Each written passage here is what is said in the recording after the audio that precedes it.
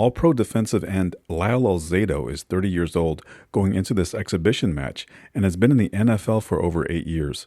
He's considered to be one of the most intimidating players in the sport, once ripping off the helmet of an opposing player and throwing it at him. Some reporters believe that he was inspired by Dallas Cowboy lineman Ed Too Tall Jones, who recently gave up football to pursue a career in boxing. Others believe that Alzado was using this event as leverage in his contract dispute with the Denver Broncos. Alzado was an amateur boxer during his college years, purporting to have a 44-1 record, and was letting the Broncos know that he was willing to leave football for boxing. Meanwhile, Ali has been retired since defeating Leon Spinks in a rematch 10 months earlier. He is nowhere near the shape he was for that fight, weighing in for this event at 234 pounds. The now 37-year-old Ali isn't any stranger to exhibitions, notably getting paid $6 million to go center ring with professional wrestler Antonio Inoki, who spent the entire match on his back kicking at Ali's legs.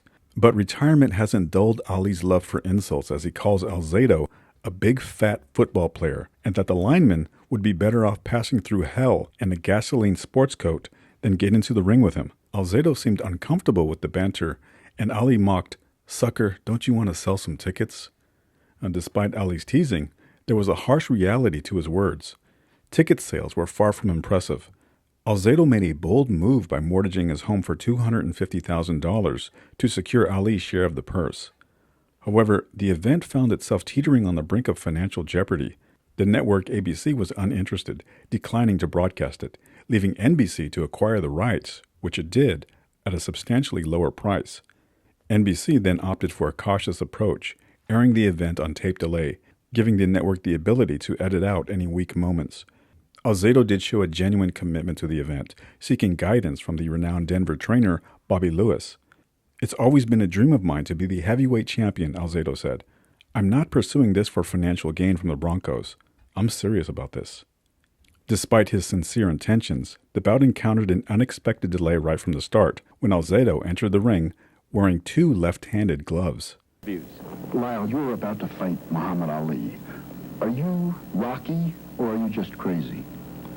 A good comparison. Rocky was crazy too, but no, I just think this is a great challenge for me, and if I prove to do well and execute the things that Bobby Lewis has taught me to do in training, then it could be an opportunity for me to begin another career. Do you think, though this is an exhibition and there's no official winner, do you think you can beat him? Well, if I didn't think that I could do well and have an opportunity or a chance to beat him, I wouldn't be getting in the ring. I'm fighting against the man who's probably done more than any athlete the past century, but at the same time, I'm not afraid of anybody physically, and I think for me to do well against Muhammad Ali is imperative right now. There's a lot of people behind me, a lot of people believe in me, and even though there's not scoring the fight or anything, if I have an opportunity to put him away, I'll do it. Well, you've heard the innermost thoughts of one Lyle Alzado. Let's now see what the former heavyweight champion Muhammad Ali is thinking. Is he in danger of getting hurt? No, I won't try to hurt him. I just want to beat him up, stick him, beat him up, not really try to knock him out or try to hurt him. It's up to him. I'll have to feel him out, dance around, see what he's got, see if he's dangerous, if he's throwing in his serious punches. And if he looks like he can take a little, put on him. If he can give it back a little more, put on him some more. And we might just go toe-to-toe. If he's good, I have to win. Now, he might fall on his face in 2 rounds. He might just be in terrible shape after 6 rounds. So. Well, you didn't look in great shape when you were over in Europe a few weeks ago. Have you been training hard since then for this fight? No, I wouldn't train. I haven't trained at all. I didn't. I'm way overweight. I did a little bit of running, but I have enough to whip any football player in the world. In the ring, there's no football player. It took me 25 years to throw a left jab to learn how to dance, to move, to pace myself. Ain't no man come out of football and jump into my field now and master Muhammad Ali. No, man. But do you feel funny at all going into the ring against No, it's fun. No, it's fun. It's a new thing. I'm doing something new. I'm in the clouds. I'm in that orbit. I move all athletes. I have to go into new worlds. Now I'm challenging football players.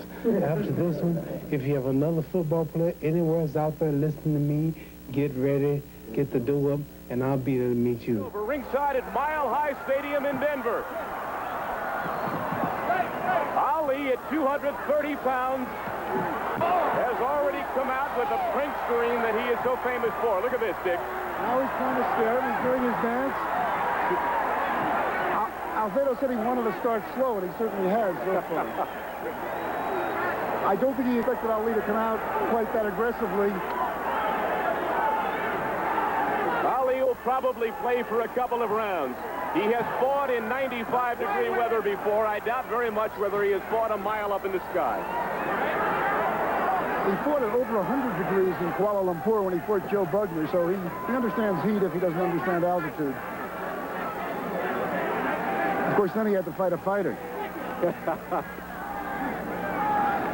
There are quarterbacks all over the country who are rooting for Muhammad Ali today.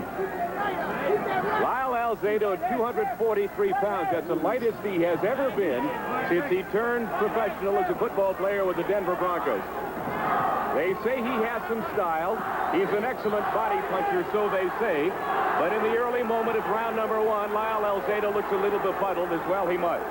At least he's gotten a couple of punches in, and he can now say that he is the first man to sack Joe Namath and smack Muhammad Ali. He's smacking him now, but I don't think he's doing very much damage, no matter what Ali pretends. Ali feinting the bolo punch. Ali said beforehand that he's looking forward to this type of fighting in the years to come, the exhibitions. Maybe Ed Too Tall Jones, the former Dallas Cowboy, might be next. But now it's the moment for Lyle Alzado as 20,000 of his Denver Bronco partisans cheer him onward. One of those is his coach, Red Miller, who wants Alzado to survive but not to look too good because he'd hate to lose a defensive lineman. 1 minute to go in round number one. Ali, as a showman, is doing a nice job. He's letting Alzado get some punches in. He's not embarrassing him, and he's putting on a show. He's not making it dull. Dick, we should mention that there is no scoring system for this bout at all. Look at Ali. There will be no verdict, unless it's a knockout, of course. Dick and I will select the winner ringside after each round, and we invite you at home to do the same thing. Just pick a winner at the end of each round. Let's see if we can't determine one. Look at Alzado getting in a couple of good body punches along the rope. Alzado wishes that some quarterbacks would stand that still and let him take a shot. I mentioned the referee is Joe Ulmer. 3 knockdowns in any one round will end the bout. That's about the only rule they've got in this thing. And that they'll fight 3-minute rounds.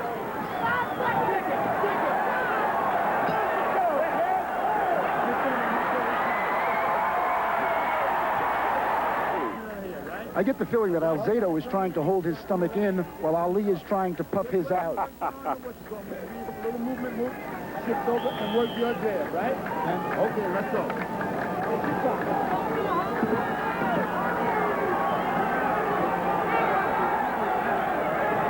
Sam? There's the bell sounding the beginning of round 2. How'd you score the first round, Dick? Well, I think you have to give it to the former champion just because he's the former champion. And I join you. Round number 1 to Muhammad Ali. Alzado has not inflicted any noticeable damage yet, but it's nice to see him moving around like that, throwing punches. He's trying to do his best, is what he said he would do. He has no illusions that he is at this point a great fighter or a good fighter, but he's showing courage. He has picked the tempo up considerably here in the early seconds of round 2. Ali now has backed him into his own corner. Alzado with a good left jab. Listen to this crowd react with every punch that Alzado throws. He obviously has yet to hurt Ali. Ali said, lots of men have tried to hurt him and have not been able to, and he doesn't expect a football player to hurt him. But at least the guy is trying. He's taking some of Ali's jabs. Occasionally he hits Ali in the hand with his jaw.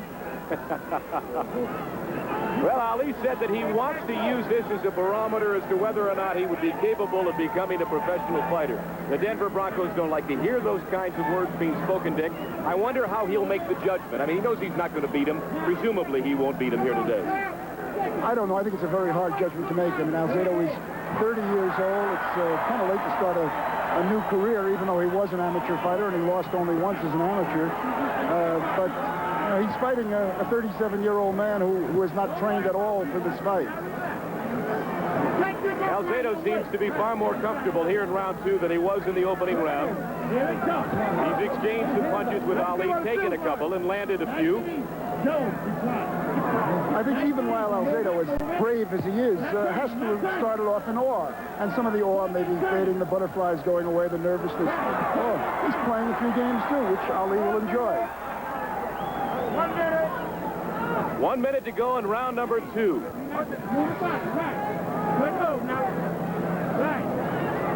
A cloudless sky here in Denver, Colorado. Lyle Alzado with great expectations, not only a dream of beating Muhammad Ali, but at one point he had hoped dearly that he could attract 50 or 60,000 in this stadium, a stadium that holds 75,000 and is jammed to capacity every time Alzado performs his normal job, that of a football player. But there is 20,000 here, and I think with all the cynics around Denver, that's a respectable turnout, Dick. Yeah, I would have expected more people to come. I think the idea is good. The show is good. Nobody says it's a serious fight. It's an exhibition, but those are serious punches being thrown. The best flurry of the day. 15 seconds to go in the round.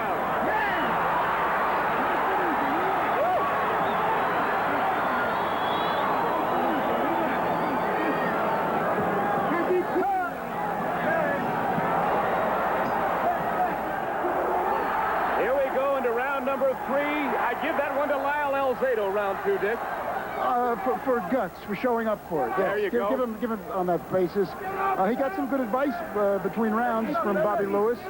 The advice to not be awed and don't get mad, because that's what Ali will then make a toy of him if he loses his temper. Well, I hope you're scoring along with us. The 8-round exhibition, we have it 1-1. Ali, the winner of round 1, Alzado round 2. Alzado looking a little bit more intense at this particular juncture.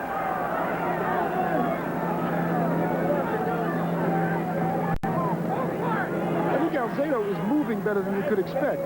Fighters, the earlier fight, which was a heavyweight bout of professionals who have been fighting for many years, neither of those fighters moved as well as Alzado is moving. And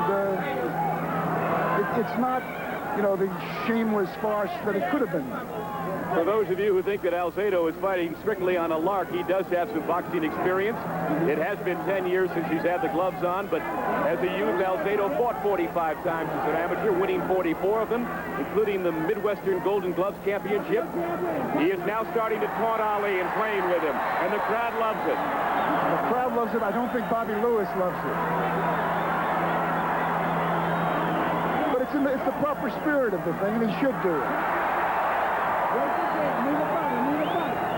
Well, I don't think Ali's ever seen an opponent scorn like Alzado. Alzado has grown accustomed to giving that look to opposing offensive linemen over the year, and Ali doesn't look like he's seen it very often. Actually, this is an easy afternoon for Alzado because he's used to being gouged, bitten, held.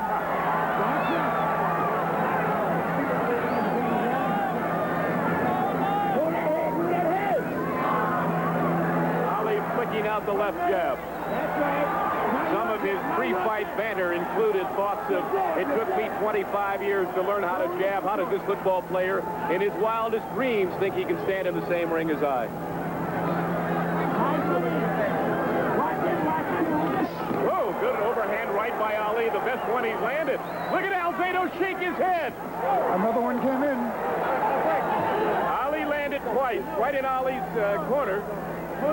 With his trainer, Bandini Brown. A half a minute to go in round number 3. Lyle Alzado, the Denver Broncos All-Pro defensive end, fighting in part for himself, in part to fulfill a lifelong dream, and in part for charity. Under 10 seconds to go in the round. And a good one for Ali, Dick. Yes, Ali's punishing him. 5 seconds, Ali.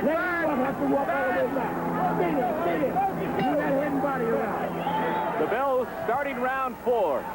And I think we'd have to give that one to Muhammad Ali. I would anyway, Dick. I would give it to Ali, too. And if I didn't, Ali would probably come after us.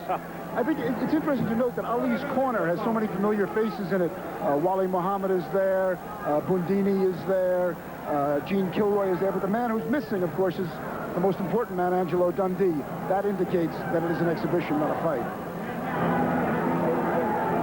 And Bobby Lewis, as we have mentioned before, has been giving Alzado the same instructions during each intermission, and that is do not get angry. That is what Ali is waiting for. Ali has taken on a more serious posture here in round 4. He did, in fact, in round 3, stalking Alzado. He just scored with 2 glares. 2 glares got in. We'll give him a point for it. Another glare right there. Give him a point for that. Alzado was ahead on smirks, though. And Alzado toying with Ali. Muhammad sticking out the chin, inviting Alzado to hit him. Watch it, watch it. Remember that, remember that. Leroy used to do it to you. Very interesting confrontation. That should be Mount Rushmore, that chin sticking out there. We had a I bet Alzado has dreamed of seeing that chin thrust out at him just like that. What a beautiful target, but what happens after you swing? We ought to freeze frame that up for eternity. Minute and a half to go in round 4. We've got Ali ahead, 2 rounds to 1. How about you? Work that jab, work that jab. But Bundini is starting to talk in the corner. That means that the corner, at least, is beginning to take the fight seriously. But there's no pleading yet. And wobbly need it all. Ali into Alzado's corner, and they clinch for a moment.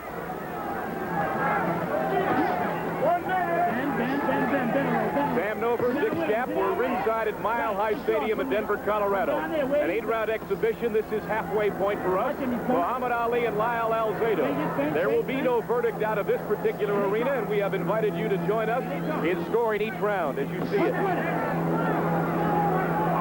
Alzado has to report to training camp tomorrow morning. Has to begin football practice tomorrow. I suppose this is a good way to get ready for 2-a-days. We're under a half a minute to go in round 4. There is an incongruity here. Alzado has spoken repeatedly, Dick, as you know, about perhaps turning professional at some point. Yet he needed the permission of the Denver Broncos, and in fact, I understand, pleaded with them to allow him to go ahead with this exhibition. The NFL will allow Ali to play football if he wants. Under 10 seconds in round number 4. Very entertaining thus far. Now let's go to Charlie Jones. That's one. Yeah, close the show now. Close the show, Tim. 1 round to go in this 8-round exhibition between Muhammad Ali and Lyle Alzado that Ali has really controlled throughout. We have it scored 5 for Ali, 1 Alzado, 1 even.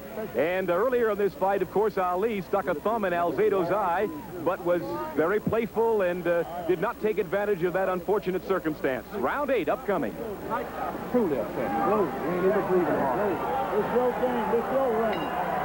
Here we go, the final 3 minutes of the 8-round exhibition. Ali Alzado. Ali has won all but 1, with 1 ending in a tie, so he would thus lead 5-1-1.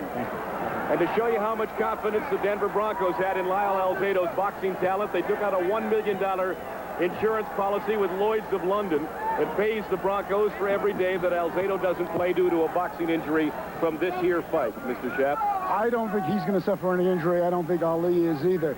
Ali's corner has asked him to turn out the lights, but I don't think he's really going to go for a knockout. I think it's more like his old line about him being so fast that he can turn out the lights and be in bed before the room gets dark. I wonder what Ali will be asking his entourage when he goes back to the dressing room. He won't ask him, did I win that fight? What will he say? How did I look? Did I dance well? Did I entertain the folks? Did I earn my money? I think he'll ask if he entertained, because that's really what he wants to do and what he has fun doing. Well, I would have to say that in light of all the cynics and the writers here in Denver who really thought it was a farce, I think Alzado has been a good cut above any of that stuff. Alzado has shown no fear. Reminds me of what a coach once said about an athlete of his. He said he doesn't know the meaning of fear or most other words. That is not intended at Lyle Alzado. No, of course not. He was a good young man. Well, let's see in the last 2 rounds. Alzado can at least rally for the partisans here. Ali has left himself wide open, has put himself into the corner. And as you can see, Alzado momentarily working over the body of Muhammad Ali. And Ali says, come on in, work on my tummy. There it is.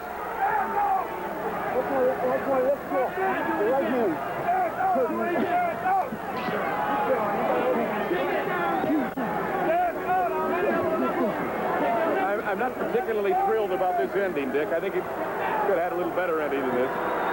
Well, he needs to work on his stomach. He wants to get it down in shape. And I see. Like a medicine ball. That's it, sir. I see. All right. Well, we had 7 good rounds. Nearing the end of the 8th round, an 8-round exhibition. Muhammad Ali and Lyle Alzado. And while there has been no official scoring, we here at ringside have been fairly unanimous that Ali has won it hands down. How about you at home? I don't see how you could really disagree very strongly. Ali has been most fair to Alzado in the situations where Alzado was vulnerable.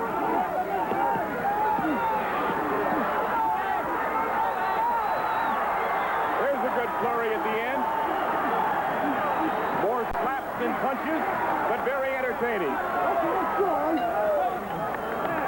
Very good. Very good.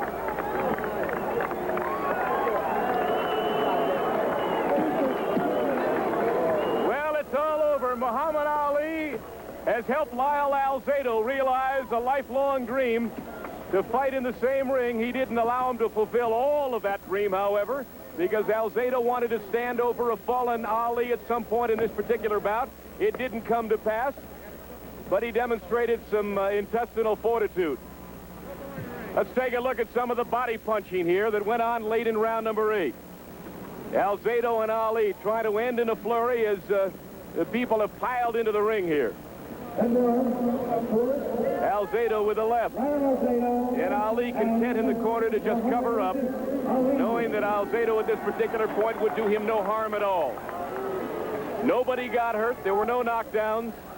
And while there is no official winner of this exhibition, it's obvious that Muhammad Ali was in control. We'll be back here in a moment. Lyle, how do you feel? You fought Muhammad Ali for 8 rounds. How do you feel? Like I went to school.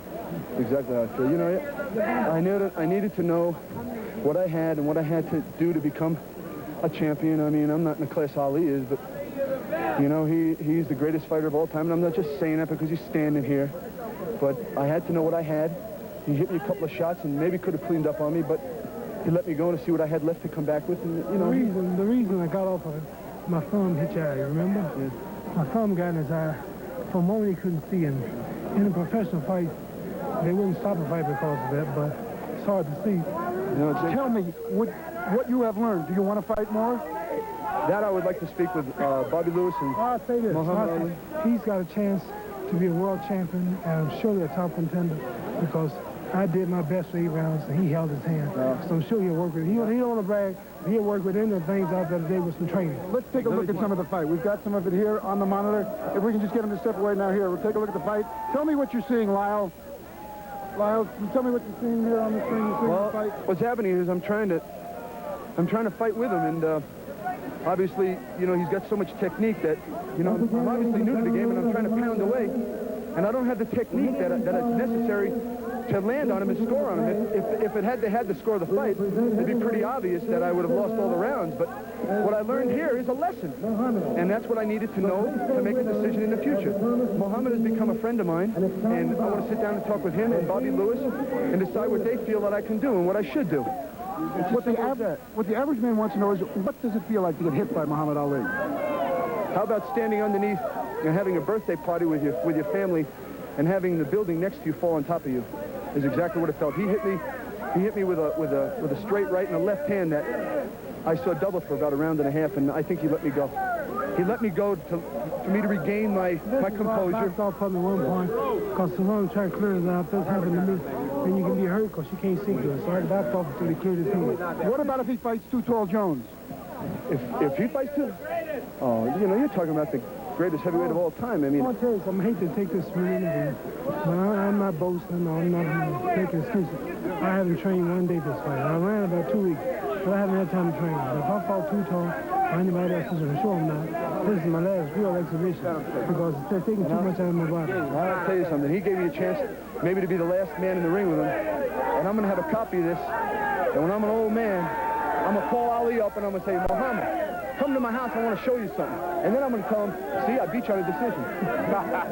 I'll give you the decision. You're the winner by decision, Lyle Alzado. Well, the Muhammad Ali-Lyle Alzado 8-round exhibition is history. Both fighters having proven something to themselves.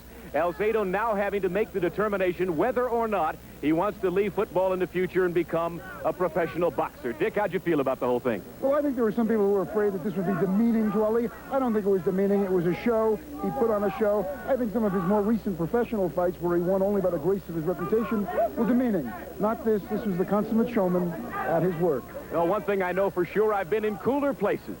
For Dick Schaap, this is Sam Nover bidding you goodbye from the mile-high city of Denver, Colorado. I found it interesting that the post-fight articles appear to be pre-scripted, with most reporters asserting that Ali didn't break a sweat during the event. But after looking at the footage, Ali appeared visibly exhausted, perhaps a result of the strenuous exertion in the extreme conditions of the heat and altitude rather than Alzado's pressure. And I think we can already hear him slurring his speech a bit during the post-fight interview. Ali, of course, couldn't stay away from the ring, coming back 15 months after this event to challenge Larry Holmes, where he suffered his most brutal defeat. Meanwhile, Alzado's dreams of becoming a champion boxer remained unfulfilled. The contract dispute with the Denver Broncos was unresolved, leading him to play with the Cleveland Browns and later the Los Angeles Raiders. Alzado continued to be a force in the NFL until his retirement at the conclusion of the 1985 season. He transitioned into acting, getting numerous television and commercial opportunities, until his life took a tragic turn with a diagnosis of brain cancer. Alzado staunchly believed that his brain tumor was a direct consequence of his past steroid abuse. On May 14, 1992, he succumbed to his battle with brain cancer at the age of 43. He remains known for his ferocity on the field and his caring nature off of it. He was a hell of a football player and a hell of a person, linebacker Richard Wood said. He talked his game, and he played his game.